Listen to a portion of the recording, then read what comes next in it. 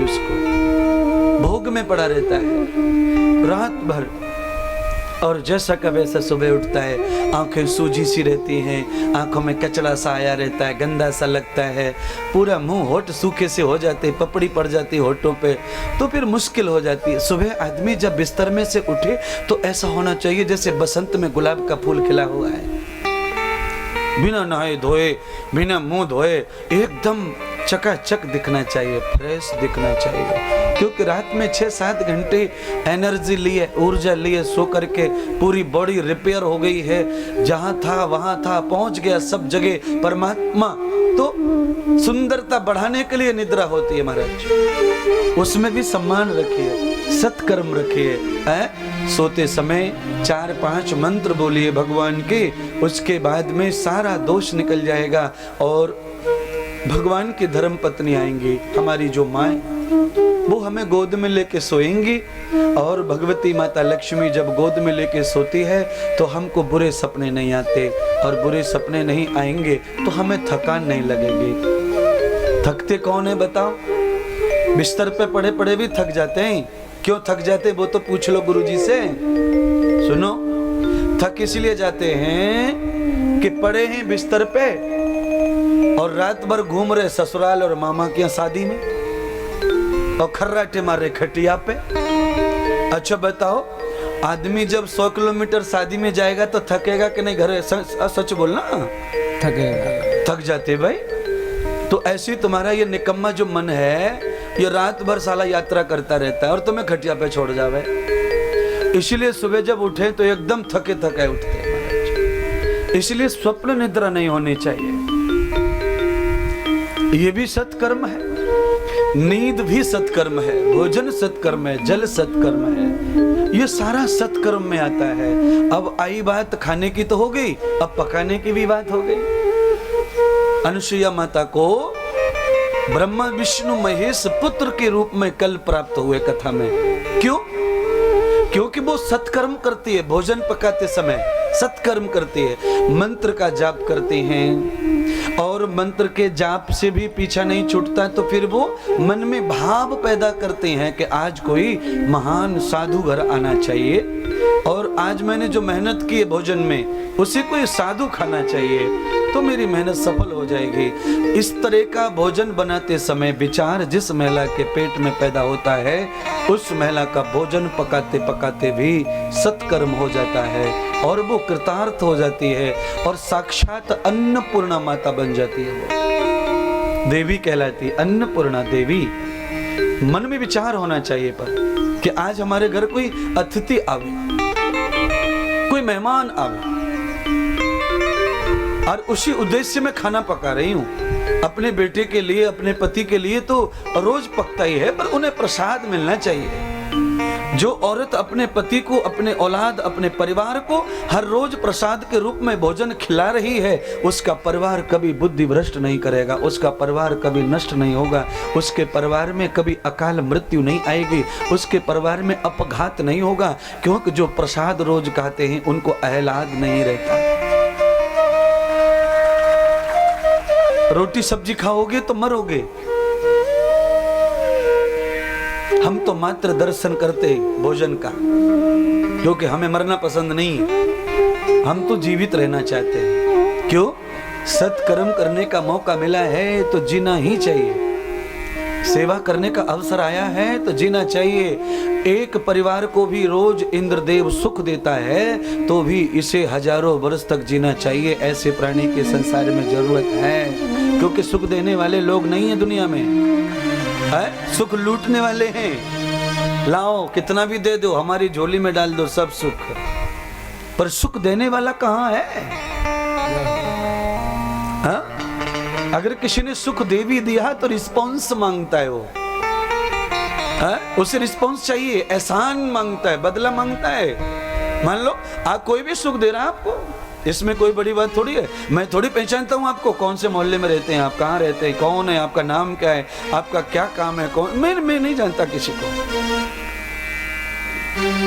पर अब मैं थोड़ी ऐसे पक्षपात कर रहा हूँ किसी के साथ में कि जो मेरी पहचान के हैं, जिन्होंने मुझे बुलाया है, जो पैसा खर्च कर रहे हैं, मैं खाली उन्हीं को सुनाऊंगा अच्छी बात, बाकी को तो बुरी बुरी बात सुनाऊंगा। नहीं, दया सत्कर्म है ये। व्यास गद्दी पर बैठना ये सबके लिए नहीं है। एक तो भगवान किसी किसी को ही अपनी गद्दी देता है, ये भगवान की गद्दी है, ये मेरे भाग्य से मुझे मिली है। तो इस गद्दी पर बैठकर मुझे स्वप्न में भी कोई गलत काम नहीं करना चाहिए।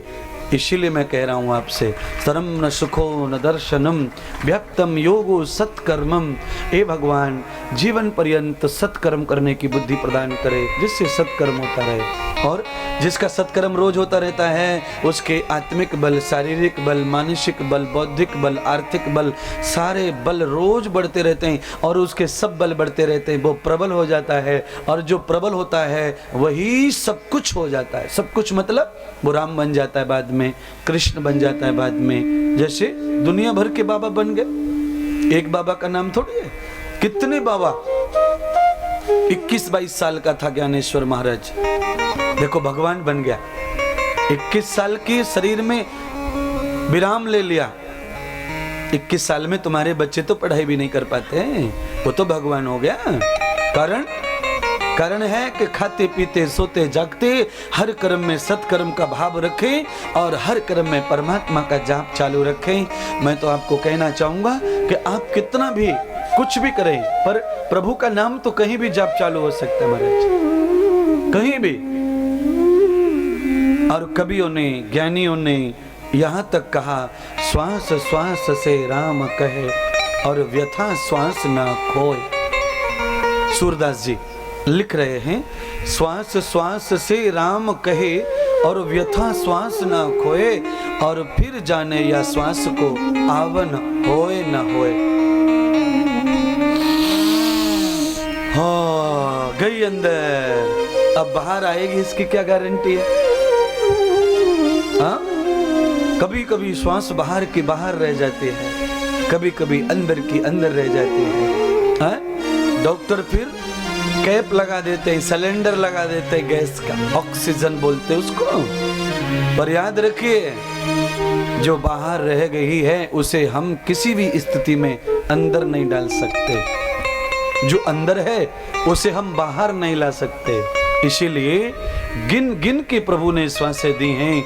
इन श्वासों को व्यर्थ कहीं भी नष्ट मत कीजिए। अब आंखें बंद कीजिए, कमर सीधी कीजिए और भगवान से थोड़ी फरमाइश कीजिए। जन्म देने वाले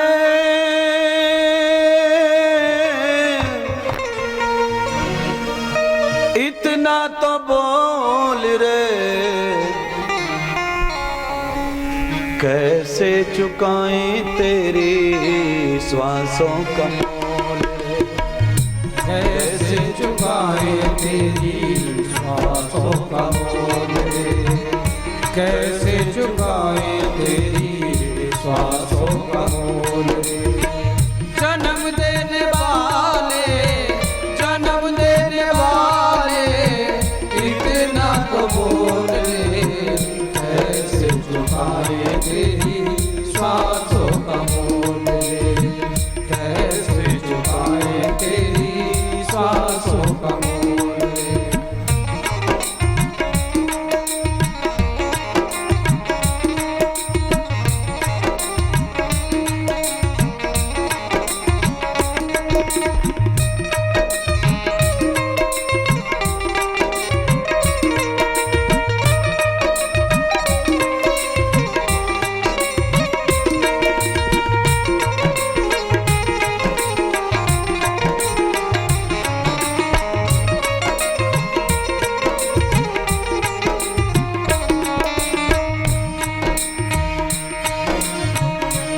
ये प्रार्थना है,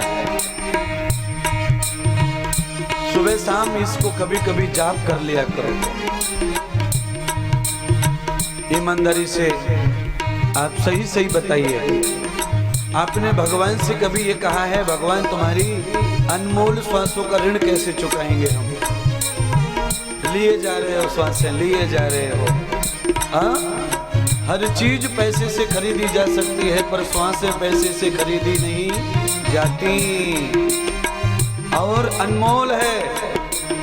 एक श्वास नहीं आई तो सारा घर व्याकुल हो जाता है। अरे हमारा तो चला गया रे, अकेला ही था रे।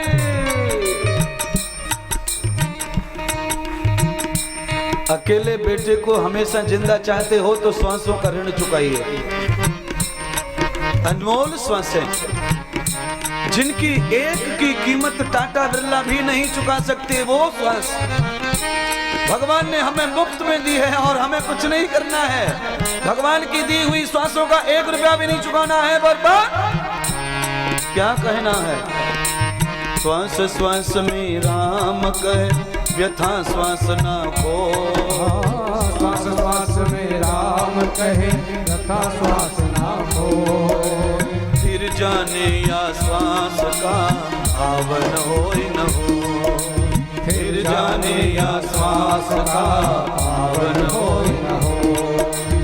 ओ जन्म देने वाले, जन्म देने वाले, इतना तो बोल दे।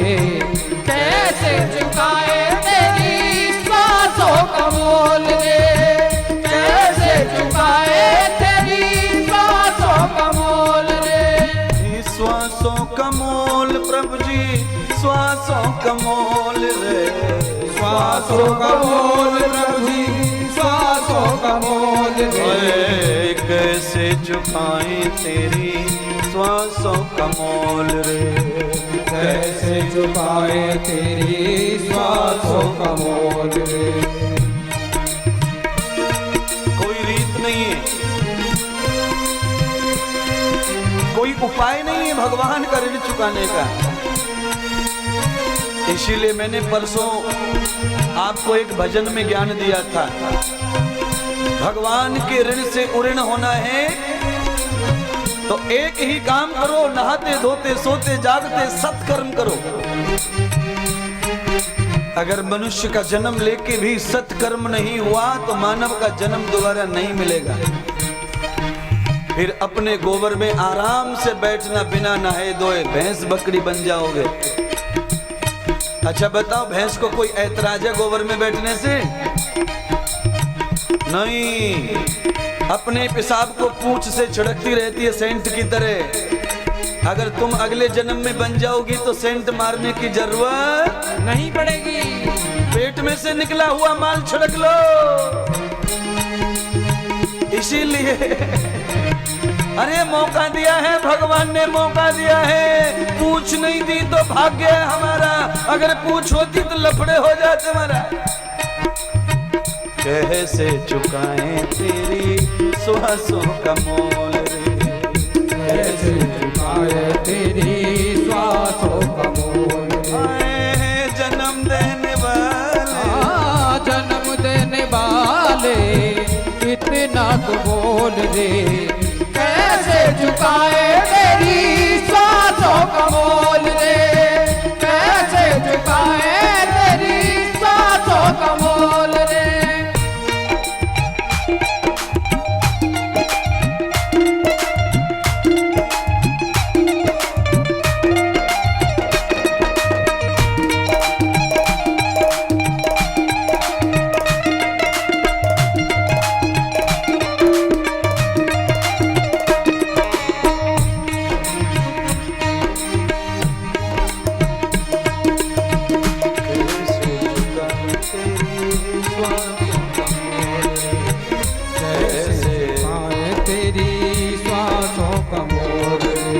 मानव का तेरा चोला है, मानव का तेरा चोला है। पाया रतन मोला है, पाया रतन अमोला है।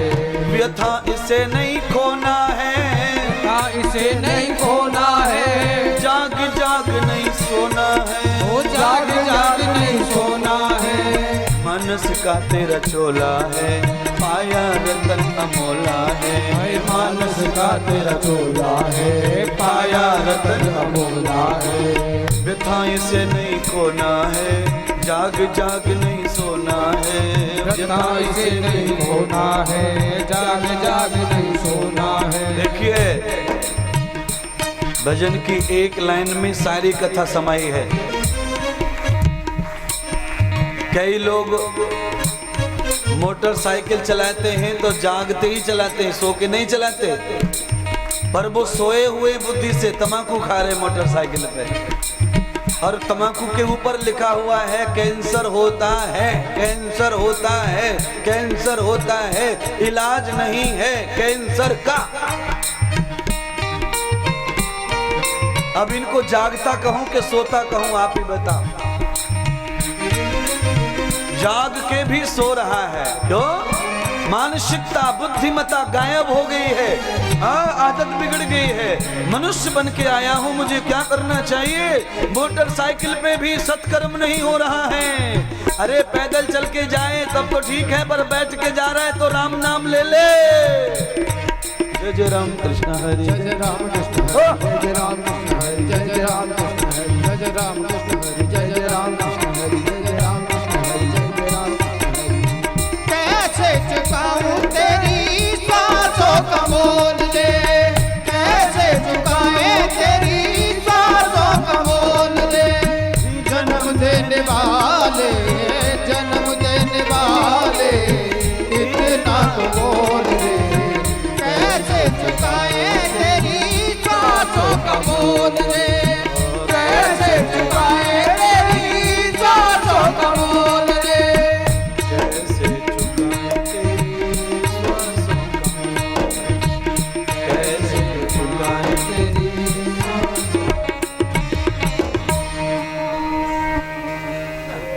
वो कुबेर भी धरती पे भीख मांग चुका है पहले।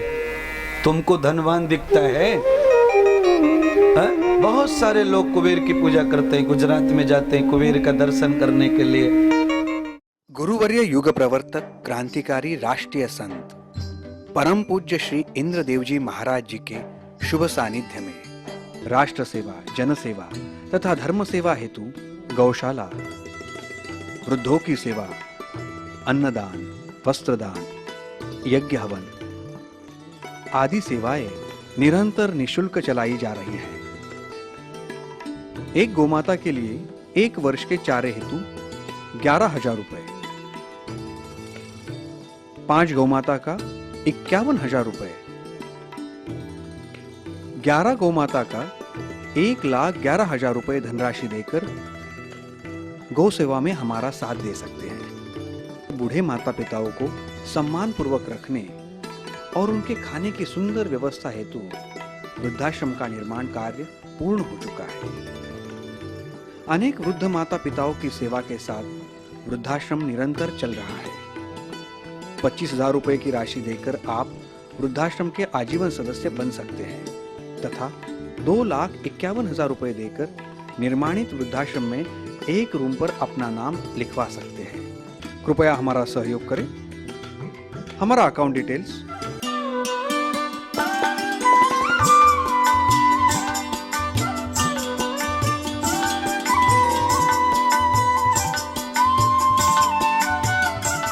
हमें संपर्क करने के लिए डायल करें +91 88 059 60202 +91 88 059 70202। अधिक जानकारी के लिए आप हमारी वेबसाइट भी देख सकते हैं www.shriindradevjimaharaj.com। हमारा ईमेल आईडी है shriindradevjimaharaj@gmail.com।